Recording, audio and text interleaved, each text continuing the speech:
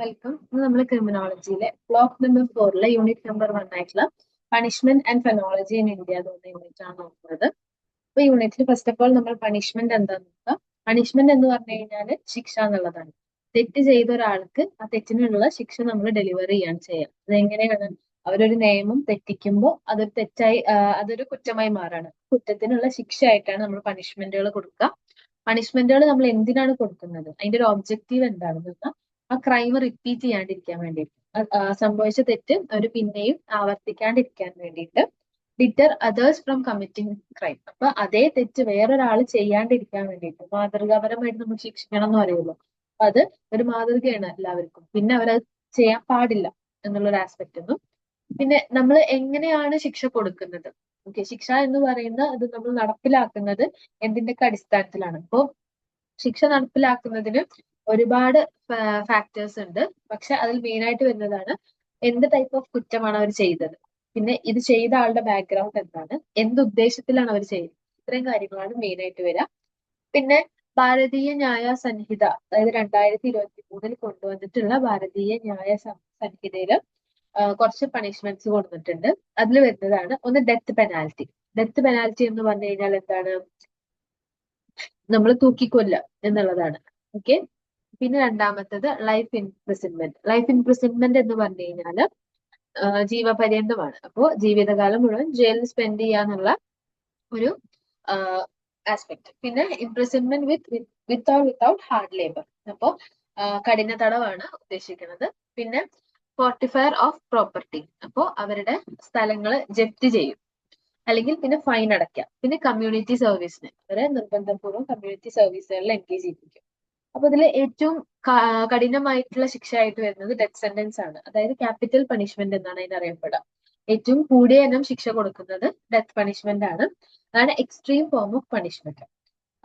ഇത് സീരിയസ് ക്രൈമുകൾക്കാണ് ഉണ്ടാവുക. ഗവൺമെന്റിനെതിരെ നമ്മൾ എന്തെങ്കിലും പറഞ്ഞാല്, അല്ലെങ്കിൽ fabricating false evidence causing execution. അപ്പോ ഒരാളെ നമ്മൾ തൂക്കിക്കൊല്ലാൻ വിധിക്കുകയാണ്. പക്ഷെ അതിന് കാരണമായിട്ടുള്ള അല്ലെങ്കിൽ അതിന് പറ്റിയൊരു സാഹചര്യം ഉണ്ടാക്കിയത് ഒരു ഫാബ്രിക്കേറ്റഡ് അല്ലെങ്കിൽ ഒരു ഫാൾസ് ആയിട്ടുള്ള എവിഡൻസ് ആണെങ്കിൽ അപ്പോഴും അവര് ഡെത്ത് സെന്റൻസിന് വിധേയരാകും. പിന്നെ കൊലപാതകം, പിന്നെ abutment of suicide of minor ആയിട്ടുള്ള ഒരു കുട്ടി, മൈനറായിട്ട് വരുന്ന ഒരു കുട്ടീന്റെ മരണത്തിന് നമ്മൾ കാരണമായാൽ, ഓക്കെ, അതിനൊരു പ്രേരണ നമ്മളാണെങ്കിൽ അപ്പോൾ നമുക്ക് മരണം എന്നുള്ളത്, ഡെത്ത് സെന്റൻസ് എന്നുള്ളതാണ് വിധി.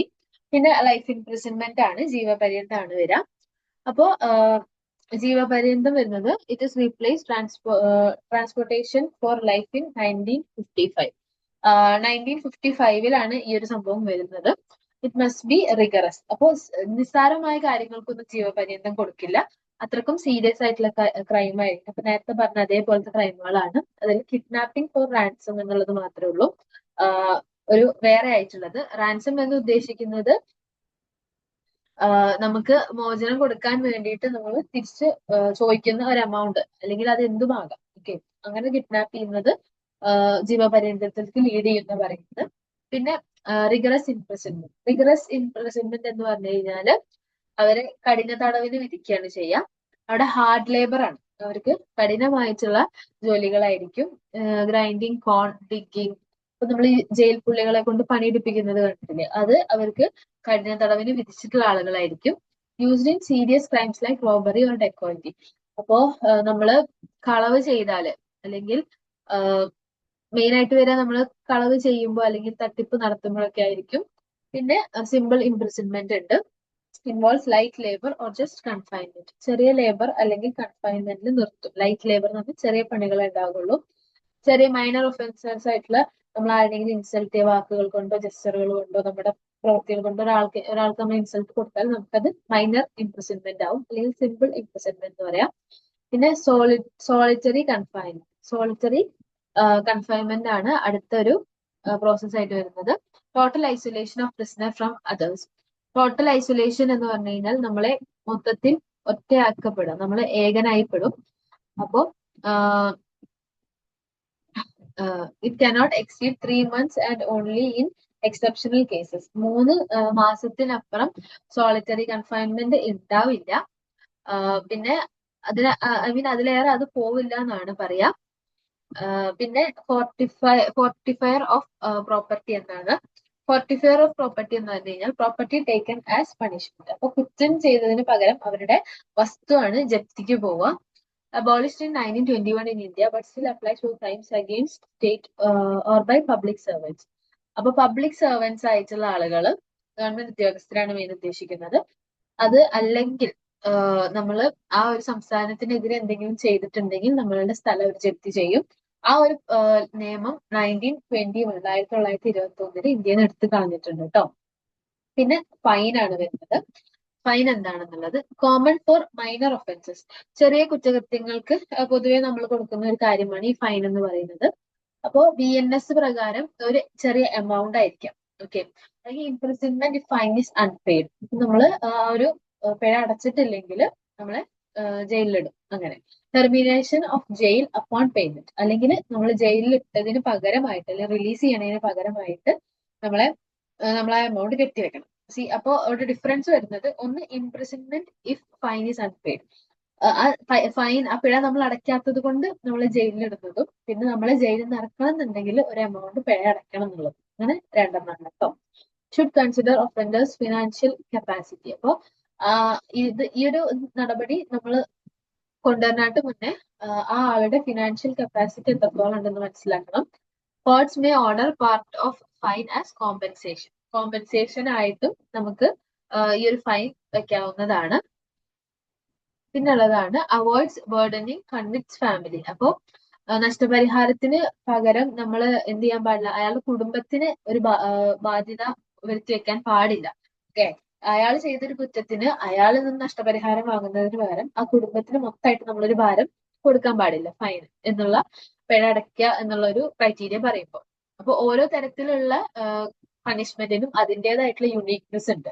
നമുക്ക് ഒരു നോർമൽ പണിഷ്മെന്റ് എന്നുള്ള രീതിയിൽ നമുക്ക് അങ്ങോട്ട് ഇമ്പോസ് ചെയ്യാൻ പറ്റില്ല, ഒരാളുടെ മേത്ത് അടിച്ചേൽപ്പിക്കാൻ പറ്റില്ല. പകരം നമ്മൾ അവരുടെ കണ്ടീഷൻസ് മനസ്സിലാക്കിയിട്ട് വേണം അവർക്കൊരു പണിഷ്മെന്റ് കൊടുക്കാൻ. പിന്നെ സെക്യൂരിറ്റി ബോണ്ടാണ്. Bond for good behaviour, not punishment, helps reform and rehabilitation. ഇത് മെയിൻ ആയിട്ട് ഈ സെക്യൂരിറ്റി ബോണ്ട് ക്രിയേറ്റ് ചെയ്യുന്നത് എന്തിനാണെന്ന് വെച്ചാല് മെയിൻ ആയിട്ട് അവരുടെ റീഹാബിലിറ്റേഷന് വേണ്ടിയിട്ടാണ്. റീഹാബിലിറ്റേഷൻ എന്ന് പറഞ്ഞു കഴിഞ്ഞാല് പുനരധിവാസമാണ്, അത് ഉദ്ദേശിച്ചിട്ടാണ്. പിന്നെ അവര് നല്ല സ്വഭാവത്തിലേക്ക് അവർ തിരിച്ചു കൊണ്ടുവരിക എന്നുള്ളത്. പിന്നെ സെക്യൂരിറ്റി ബോണ്ടുകൾ നമ്മൾ കൊടുക്കുന്നത് മെയിനായിട്ട് നല്ല പ്രവർത്തികൾ ചെയ്യുമ്പോൾ അല്ല നല്ല നല്ല നല്ല കാര്യങ്ങളിൽ ഏർപ്പെടുമ്പോഴാണ്. പിന്നെ ബാനിഷ്മെന്റ് ആണ്. Removal of criminals to distant places.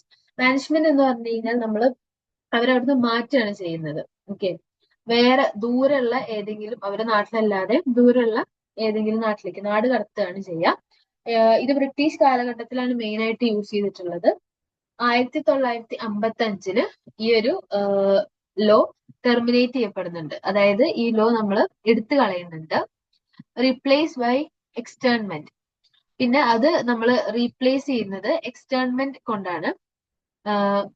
എക്സ്റ്റേൺമെന്റ് എന്ന് ഉദ്ദേശിക്കുന്നത് അവരവിടുന്ന് കംപ്ലീറ്റ്ലി മാറ്റുക എന്നുള്ളതിനപ്പുറം, നമ്മളിപ്പോ നേരത്തെ പറഞ്ഞതിൽ എങ്ങനെയായിരുന്നു, അവരെ കംപ്ലീറ്റ് ആയിട്ട് അവിടുന്ന് മാറ്റുകയാണ് ചെയ്യുന്നത്. ഇതിൽ അങ്ങനെയല്ല, പുറന്തള്ളാണ് ചെയ്യുക. അവരെ പുറത്തേക്ക് എവിടേക്കെങ്കിലും മാറ്റുകയാണ് ചെയ്യുക. പിന്നെ ഇപ്പം നേരത്തേല് പറഞ്ഞത് ബാനിഷ്മെന്റ് എന്ന് പറഞ്ഞു കഴിഞ്ഞാൽ ദൂരെയുള്ള ഒരു സ്ഥലത്തേക്ക് മാറ്റി പാർപ്പിക്കും. പക്ഷെ അതേസമയം ഇവിടെ അവര് ദൂരെയുള്ള സ്ഥലത്തേക്ക് മാറ്റി പാർപ്പിക്കുകയല്ല ചെയ്യുന്നത്, അവിടെ പുറന്തള്ളി, അവരുടെ ആ സമൂഹത്തിൽ നിന്ന് തന്നെ അവരെ പുറന്തള്ളി മാറ്റുകയാണ് ചെയ്യുക. പിന്നെ അടുത്തത് നമ്മൾ പറഞ്ഞിട്ടുണ്ടായിരുന്നത് കമ്മ്യൂണിറ്റി സർവീസ് ആണ്. Offenders work for public benefit. ഇപ്പൊ ഒരു കുറ്റകൃത്യം നമ്മൾ ചെയ്താൽ നമ്മൾ എന്ത് ചെയ്യണം, പകരം കമ്മ്യൂണിറ്റി സർവീസിൽ എൻഗേജ് ആവണം. പബ്ലിക് സർവീസുകളിൽ അല്ലെങ്കിൽ പൊതുജനത്തിന് ഫലം വരുന്ന എന്തെങ്കിലും ഒരു കാര്യത്തിൽ നമ്മൾ എൻഗേജ് ആവണം. Mandatory as punishment, not voluntary. അപ്പൊ ഇത് അവരുടെ സ്വന്തം ഇഷ്ടത്തിനോ സ്വന്തം താല്പര്യത്തിനോ ചെയ്യുന്നതല്ല, പക്ഷെ പകരം അവർ നിർബന്ധപൂർവ്വം ചെയ്യേണ്ട ഒരു കാര്യമായിട്ട് മാറുകയാണ്. Other forms of punishment. പിന്നെ വേറെ forms of punishment, payment of compensation. Courts award compensation for injuries and losses. അപ്പോ കോമ്പൻസേഷൻ ചെയ്യാൻ, അപ്പൊ നമ്മൾ നേരത്തെ പറഞ്ഞിട്ടുണ്ടായിരുന്നു കോമ്പൻസേഷൻ നമ്മൾ വേറൊരു രീതിയിൽ വാങ്ങുന്നുണ്ട് എന്നുള്ളത്. ഇവിടെ നമ്മൾ നഷ്ടപരിഹാരം കൊടുക്കുന്നത് ഒരു അപകടം ഒരു ഇഞ്ചുറി നമ്മൾ കാരണം ഒരാൾക്ക് ഒരു നഷ്ടമോ അല്ലെങ്കിൽ ഒരു അപകടമോ പറ്റിയാൽ നമ്മൾ അവിടെ കോമ്പൻസേറ്റ് ചെയ്യണം. എങ്ങനെ? പൈസ കൊടുത്തിട്ട്, നഷ്ടപരിഹാരം കൊടുത്തിട്ട്. പിന്നെ release on probation. Release on probation എന്ന് പറഞ്ഞുകൊണ്ട് ഉദ്ദേശിക്കുന്നത് എന്താണെന്ന് വെച്ചാൽ accused released under good behaviour. നല്ല സ്വഭാവം കാഴ്ചവെച്ചാൽ അവരെ വെറുതെ വിടുന്നതും. Helps prevent criminal development. അപ്പോൾ നല്ല സ്വഭാവത്തിൽ നല്ല രീതിക്ക് നടക്കുകയാണെങ്കിൽ അവരെ റിലീസ് ചെയ്യും. അല്ലെങ്കിൽ അവർക്ക് അതിൻ്റെതായിട്ടുള്ള പണിഷ്മെന്റുകൾ പിന്നെ കിട്ടിക്കൊണ്ടേയിരിക്കും. ഇത് ക്രിമിനൽ ബിഹേവിയർ ഉണ്ടാവുന്നത് കുറയ്ക്കും എന്നാണ് പറയാ. പിന്നെ detention in reformatory schools. Young offenders send to reform schools instead of jails. അപ്പോൾ ജുവനൈൽ ഹോമുകൾക്കാണ് നമ്മൾ കുട്ടികളെ പറഞ്ഞയക്കുക, യങ് ആയിട്ടുള്ള കുട്ടികളെ പറഞ്ഞയക്കുന്നത്. അവിടെ അവര് നല്ല സ്വഭാവം, അപ്പൊ അവിടെ അവർക്ക് ദുർഗുണ പാഠശാലയാണല്ലോ, അപ്പൊ അവര് പഠിച്ചേ തീരും. ഓക്കെ, അവിടെ നിന്ന് നല്ല ബിഹേവിയർ തെരഞ്ഞെടുത്തേ തീരും. പിന്നെ അഡ്മോണിഷൻ എന്ന് പറഞ്ഞു കഴിഞ്ഞാല് mild warning for first time minor offences. അപ്പൊ മൈൽഡ് ആയിട്ടുള്ള ഒരു വാർണിംഗ്, ആദ്യമായിട്ട് നമ്മൾ ഒരു തെറ്റ് ചെയ്യുമ്പോൾ നമുക്ക് ഉണ്ടാകുന്ന ഒരു മൈൽഡ് വാർണിംഗ് ആണത്. ഓക്കെ, ഒരു ഉപദേശമാണത്. ഇനി നീ ഇങ്ങനെ ചെയ്യരുത് എന്ന് ഒരു മോറോർ ലൈക്ക് ഒരു എന്താ പറയുക, അഡ്വൈസ് മാതിരി കൊടുക്കുന്നതായിരിക്കും. പിന്നെ പബ്ലിക് സെൻസർ എന്ന് പറഞ്ഞു കഴിഞ്ഞാല് publishing offenders name and offence details. അപ്പോൾ നമ്മൾ പബ്ലിക്കായിട്ട് സെൻസർ ചെയ്യാണ് ചെയ്യുന്നത്. എന്ത്? ഒരാള് ചെയ്ത ഒരു പ്രവൃത്തി, അയാളുടെ പേരും അയാൾ ചെയ്ത ഒഫൻസിന്റെ ഡീറ്റെയിൽസും, അത് നമുക്കൊരു ഉള്ളിൽ നിന്നൊരു ഷെയിം ഉണ്ടാക്കും, നമുക്കൊരു നാണക്കേട് ഉണ്ടാക്കും. അപ്പൊ നമ്മൾ ആ ഒരു പ്രവൃത്തിയിൽ പിന്നെയും എൻഗേജ്ഡ് ആവാണ്ടിരിക്കാൻ പരമാവധി ശ്രദ്ധിക്കും. പിന്നെ cancellation of licence, suspension of licence specific offences.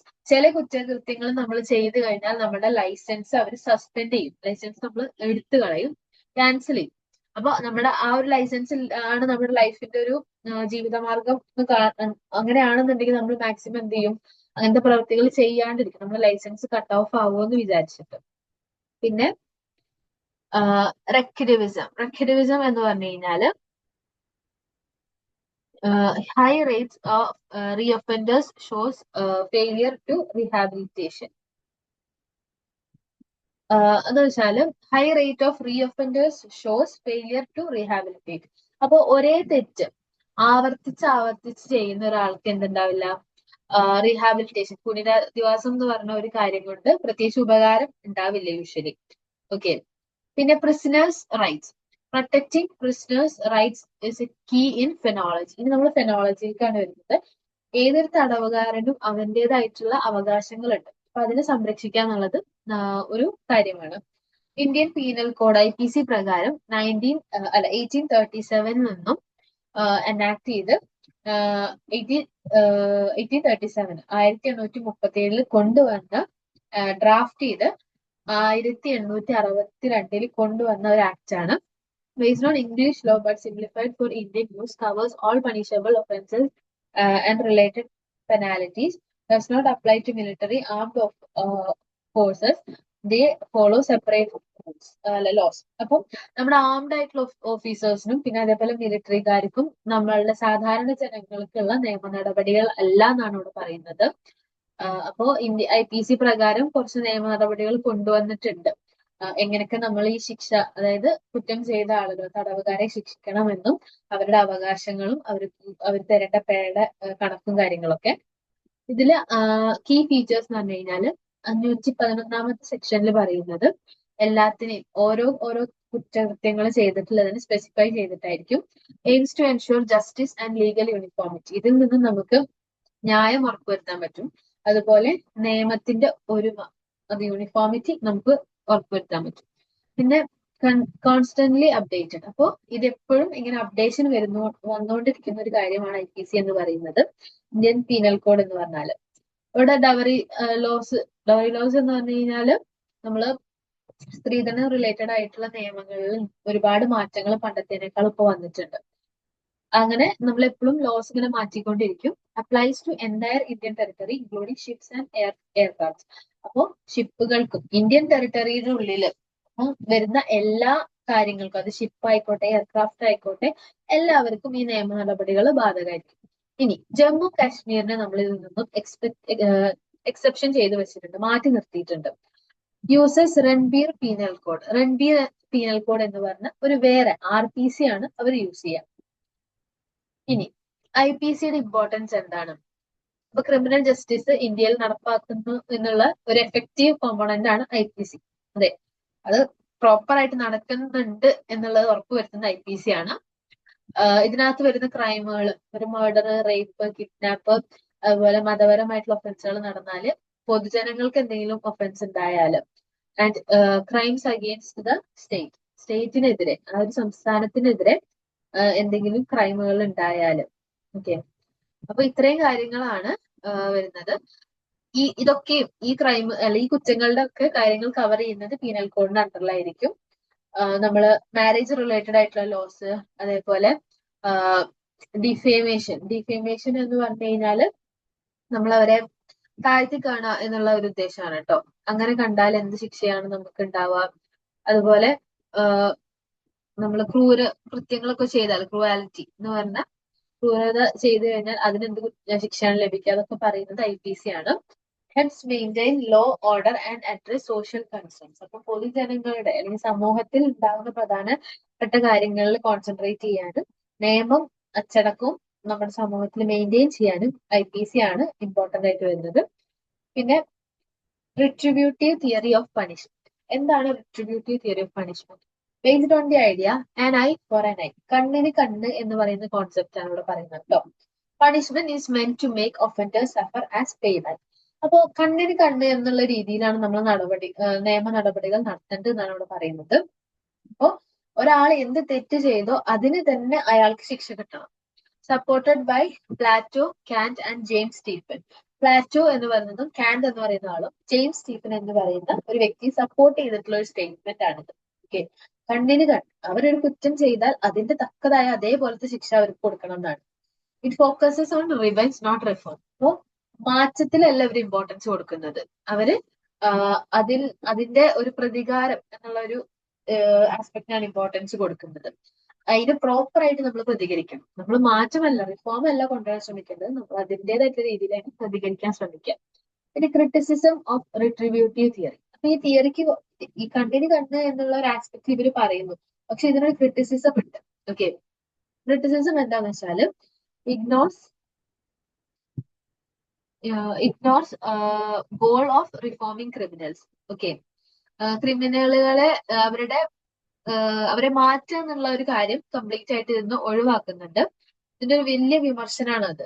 Okay, ക്രിമിനലുകളെ അവരുടെ ലൈഫിൽ ഒരു സിറ്റുവേഷൻ വന്നത് കൊണ്ടാണ് അവരിങ്ങനെ ചെയ്തത്, ആ ഒരു ആസ്പെക്ടിനൊന്നും ഇവർ ഇമ്പോർട്ടൻസ് കൊടുക്കുന്നില്ല. അവരുടെ ഭാഗം കേൾക്കാൻ പോലും റെഡിയല്ല. ഇവര് നേരെ അത് നടപ്പിലാക്കുകയാണ് ചെയ്യുക. പിന്നെ John Salmond, punishment alone worsens crime doesn't solve it. അപ്പോ ജോൺ സാൽമൺ പറയുന്നത് എന്താന്ന് വെച്ചാല് ഒരു കുറ്റം ചെയ്താൽ അതിന് ശിക്ഷ മാത്രം കൊടുത്താൽ അത് മോശം അവസ്ഥയിലേക്ക് മാറുകയുള്ളൂ. Crime is a disease, it should be cured not be punished. അപ്പൊ കുറ്റം എന്ന് പറയുന്നത് ഒരു അസുഖമാണെന്നാണ്, ഒരു രോഗമായിട്ടാണ് നമ്മൾ കണക്കാക്കേണ്ടത്. അതിന് നമ്മൾ ക്യൂർ ചെയ്യാണ് വേണ്ടത്. ഓക്കെ, ചികിത്സിക്കാണ് വേണ്ടത്. അതിന് നമ്മൾ ശിക്ഷ കൊടുക്കല്ല. ഒരു കുറ്റം എന്ന് പറഞ്ഞാൽ നമുക്കൊരു രോഗം പോലെയാണ്, അതിന് ചികിത്സിച്ച് നമ്മൾ മാറ്റാൻ ശ്രമിക്കണം. നമ്മൾ അതിന് എന്ത് ചെയ്യാൻ പാടില്ല, ശിക്ഷ കൊടുക്കാൻ പാടില്ല എന്നാണ് ജോൺ സാൽമൺ പറയുന്നത്. ഇനി റിഫോർമേറ്റീവ് തിയറിയുടെ കുറച്ച് ബാക്കി വരുന്ന കാര്യങ്ങളാണ്. It focus on reforming. അപ്പൊ ഇവിടെ നമ്മൾ പറഞ്ഞത് റിട്രിബ്യൂട്ടീവ് തിയറി ആണെന്നുണ്ടെങ്കിൽ ഇവിടെ നമ്മൾ റിഫോർമേറ്ററി തിയറിയാണ് പറയുന്നത്. രണ്ടും ഡിഫറെന്റ് ആണ് കേട്ടോ. റിഫോർമേറ്ററി തിയറിയിൽ പറയുന്നത് it focuses on reforming the offenders instead of punishing. Okay, അപ്പൊ അവരെ മാറ്റണം, അല്ലെങ്കിൽ അവരുടെ ഇപ്പോഴത്തെ ഒരു കണ്ടീഷനിൽ നിന്നും കംപ്ലീറ്റ് ആയിട്ട് മാറ്റുക എന്നുള്ള ഒരു ഉദ്ദേശമാണ് റിഫോം. പരിശുദ്ധീകരിക്കുക എന്നുള്ള ഒരു ഉദ്ദേശമാണ് ഇവിടെ മെയിൻ വരുന്നത്. Believes offenders can change with proper support. അപ്പൊ ഒരു കുറ്റം ചെയ്ത ഒരാൾക്ക് പ്രോപ്പർ ആയ ഒരു കൗൺസിലിംഗ്, ഒരു എഡ്യൂക്കേഷൻ, ഒരു ജോബ് ട്രെയിനിങ് ഒക്കെ കൊടുത്ത് അവരെ നമുക്ക് മാറ്റാൻ കഴിയുമെന്ന് ഇവർ പറയുന്നു. Used when the crime is due to social or economic reasons. സാമൂഹിക സാമ്പത്തിക കാരണങ്ങൾ കൊണ്ടുണ്ടാകുന്ന ഒരു കുറ്റമാണെങ്കിലാണ് നമ്മൾ ഈ reformative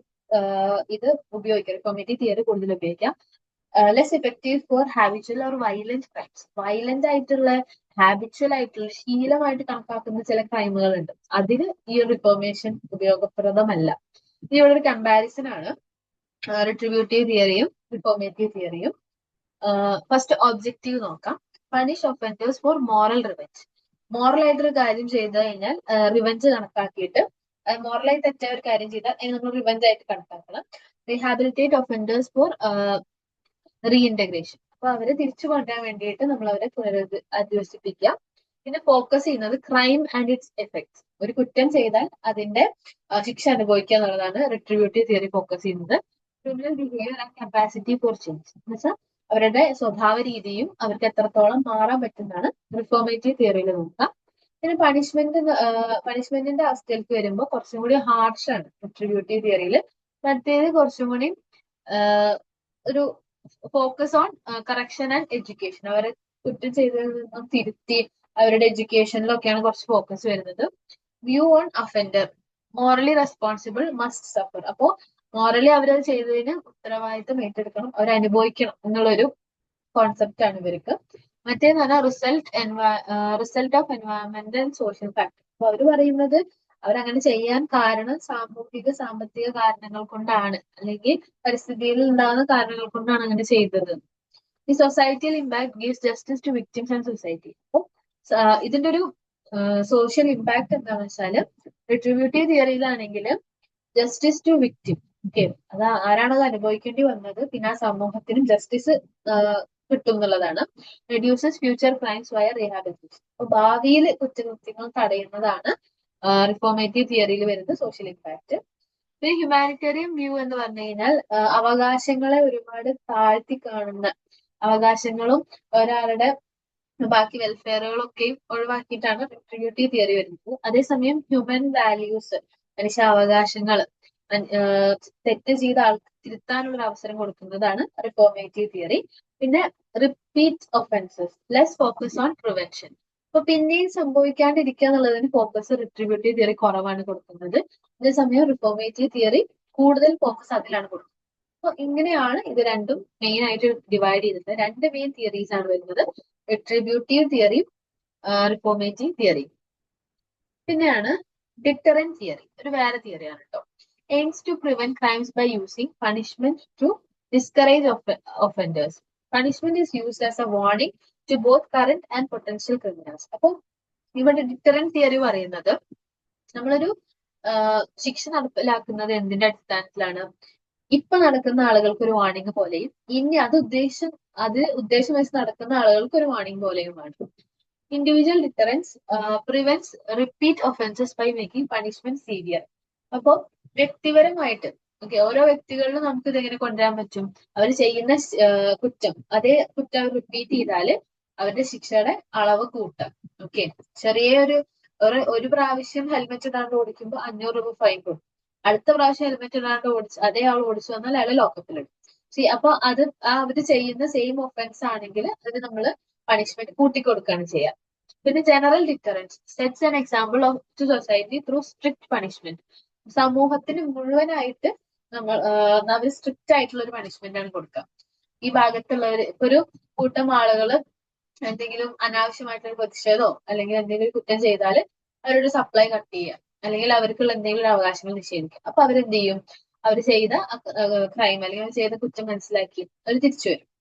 example death penalty, life imprisonment and heavy finds. ഇപ്പൊ നേരത്തെ പറഞ്ഞതാണ്. ഇതിന്റെ ഒരു അഡ്വാൻറ്റേജ് എന്ന് പറഞ്ഞു കഴിഞ്ഞാല് ഇതൊരു സൈക്കോളജിക്കൽ ഫിയർ, മനഃശാസ്ത്രപരമായിട്ടൊരു ഒരു പേടി അവരുടെ ഉള്ളിൽ വളർത്തും. ഇത് പൊതുവെ ക്രൈമുകളെ പ്രിവെന്റ് ചെയ്യും. പിന്നെ മെയിൻറ്റെയിൻസ് ലോ ആൻഡ് ഓർഡർ. അച്ചടക്ക നിയമങ്ങൾ പാലിക്കപ്പെടുന്നതാണ്. Reforms respect for law through swift punishment. ഇപ്പൊ പെട്ടെന്നുള്ള അതായത് കുറ്റം ചെയ്താൽ പെട്ടെന്ന് തന്നെ നമ്മൾ ശിക്ഷ കൊടുത്താൽ അതിനനുസരിച്ച് ആളുകൾ കോഷ്യസ് ആയിരിക്കും. ഓക്കെ, പിന്നെ ക്രിറ്റിസിസം എന്താണെന്ന് വെച്ചാൽ scene as harsh and inhuman. ഇത് ഒരു ഭയങ്കര ഹാർഷ് ആയിട്ടുള്ള രീതിയാണെന്ന് പറയുന്നു. ഓക്കെ, നമ്മൾ ഇൻഹ്യൂമൻ ആണ്, മനുഷ്യസഹജമല്ലാത്തൊരു രീതിയിലുള്ള തിയറി ആണെന്ന് പറയുന്നു. Not stop harden or desperate criminals. അപ്പൊ ഇത് വളരെ ക്രൂരന്മാരായിട്ടുള്ള ക്രിമിനൽസ് അല്ലെങ്കിൽ വളരെ ഡെസ്പറേറ്റ് ആയിട്ടുള്ള ക്രിമിനൽസ് ഉണ്ടെങ്കിൽ അവരെ ഒന്നും ഈ ഒരു തിയറി കൊണ്ട് നിർത്താൻ കഴിയില്ല. It focuses only on punishment not on reform or root cause of crime. ഇവരിവിടെ ശിക്ഷ ഇങ്ങനെ കൊടുക്കണം, ശിക്ഷ വേറെ രീതിയിൽ കൊടുക്കണം, അതാണ് കൂടുതലും പറയുന്നത്. അല്ലാണ്ട് എന്തുകൊണ്ടാണ് ഈ കുറ്റം ഉണ്ടായത് അല്ലെങ്കിൽ കുറ്റം നമുക്ക് ഇനി എങ്ങനെയൊക്കെ മാറ്റാൻ കഴിയും എന്നുള്ളതിന് ഫോക്കസ് കൊടുക്കുന്നില്ല. Increasing severity may back fire and reduce effectiveness. അപ്പം ഇതിന്റെ ഒരു അളവ് കൂട്ടി കൊടുക്കുന്നതിനനുസരിച്ചിട്ട് എന്തുണ്ടാവും, ഇത് തിരിച്ചിങ്ങോട്ട് തന്നെ വരാൻ, തിരിച്ചത് ആരെയാണോ ചെയ്യുന്നത് അവർക്ക് തന്നെ തിരിച്ചു കിട്ടാനുള്ള സാധ്യത കൂടുതലാണ്. ഒരു എഫക്റ്റീവ്നെസ്സും കുറവായിരിക്കും. ഇനി പബ്ലിക് എക്സിക്യൂഷൻ, എക്സാമ്പിൾ ഹാങ്ങിങ് ഫെയിൽ ടു ഡിറ്റർ ക്രൈംസ്. അപ്പോ പബ്ലിക് എക്സിക്യൂഷൻ, തൂക്കിക്കൊല്ലാൻ വിധിക്കില്ലേ, പൊതുവായിട്ട് പൊതുജനങ്ങളുടെ ഇടയിൽ തൂക്കിക്കൊല്ലാൻ വിധിച്ചു എന്ന് വിചാരിച്ചിട്ട് ആ ക്രൈം ആളുകൾ കുറച്ച് ചെയ്യണം എന്നില്ല. Increases violence in onlookers. അപ്പോ അത് ഇപ്പൊ നമ്മൾ ഒരാളെ പബ്ലിക്കായിട്ട് തൂക്കിക്കൊല്ലുന്ന സമയത്ത് അത് കണ്ടു നിൽക്കുന്ന ആളുകളുടെ ഉള്ളിൽ ചിലപ്പോൾ പേടിയല്ല വളരുന്നുണ്ടാവുക, ക്രൂരത ആയിരിക്കും കൂടുതലായിട്ട് വളരാൻ സാധ്യത.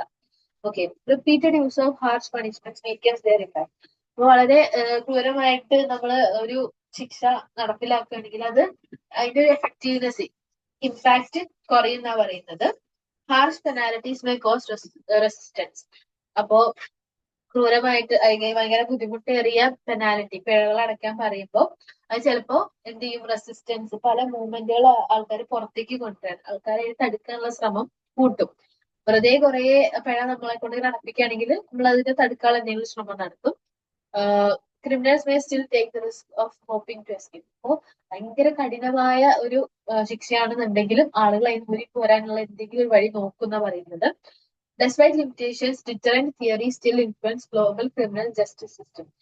ഇതിന് ഒരുപാട് പരിമിതികൾ ഉണ്ടെങ്കിലും, ഡിറ്ററന്റ് തിയറിക്ക് ഒരുപാട് പരിമിതികൾ ഉണ്ടെങ്കിലും ഇപ്പോഴും ഒരു ഗ്ലോബൽ ലെവലിൽ ക്രിമിനൽ ജസ്റ്റിസ് സിസ്റ്റത്തിൽ നിലനിൽക്കുന്ന ഒന്നാണ് ഡിറ്ററന്റ് തിയറി. പിന്നെ ഭാരതീയ ന്യായ സംഹിത 2023 അതായത് നമ്മൾ ഡെത്ത് പെനാൽറ്റിയുടെ കാര്യമാണ് പറയുന്നത്. ഇപ്പൊ നമ്മൾ പറഞ്ഞത് തന്നെ റീക്യാപ്പ് ചെയ്യാണ്. ഇംപ്രസൺമെന്റ്, റിഗ്രസ് സിമ്പിൾ ഇംപ്രസൺമെന്റ് ഉണ്ട്, ഫൈൻ ഉണ്ട്, പ്രോപ്പർട്ടി ഫോർട്ടിഫയർ ഉണ്ട്, കമ്മ്യൂണിറ്റി സർവീസ് ഉണ്ട്. 3 തിയറികളെ നമ്മൾ പറയുന്നു: retributive theory, reformative theory, deterrent theory. ഇപ്പൊ നേരത്തെ പറഞ്ഞതിന്റെ ഷോർട്ട് വേർഷൻ ആണ്. പിന്നെ ഫെനോളജി എന്താണെന്നാണ്. Penology studies the balance between punishment and rehabilitation. അപ്പോൾ ശിക്ഷ കൊടുക്കുന്നതും പുനരധിവസിപ്പിച്ച് അവരുടെ കാര്യങ്ങൾ നോക്കുന്നതിന്റെയും തമ്മിലുള്ള ബാലൻസിനെ പഠിക്കുന്നതിനെയാണ് ഫെനോളജി എന്ന് പറയാം. addresses issues like prison overcrowding and repeated offenders. അതിൽ വരുന്ന ഒരു വേറെ ഇതാണ് prison overcrowding. അതായത് ജയിൽ പുള്ളികളെ കൊണ്ട് ജയിലിൽ നിറയ്ക്കുക, പിന്നെ റിപ്പീറ്റഡ് ആയിട്ട് ഒരാൾ ഒരു കുറ്റം ചെയ്യുന്നതിനെ പഠിക്കുക. പിന്നെ ഇന്ത്യൻ പീനൽ കോഡും അതിന്റെ ഗൈഡ് ലൈൻസും ആണ് മെയിൻ ആയിട്ട് പറയുന്നത്. ഇത്രയാണ് നമ്മൾ ഈ ഒരു ഫസ്റ്റ് യൂണിറ്റിൽ നോക്കിയത്. Okay, thank you.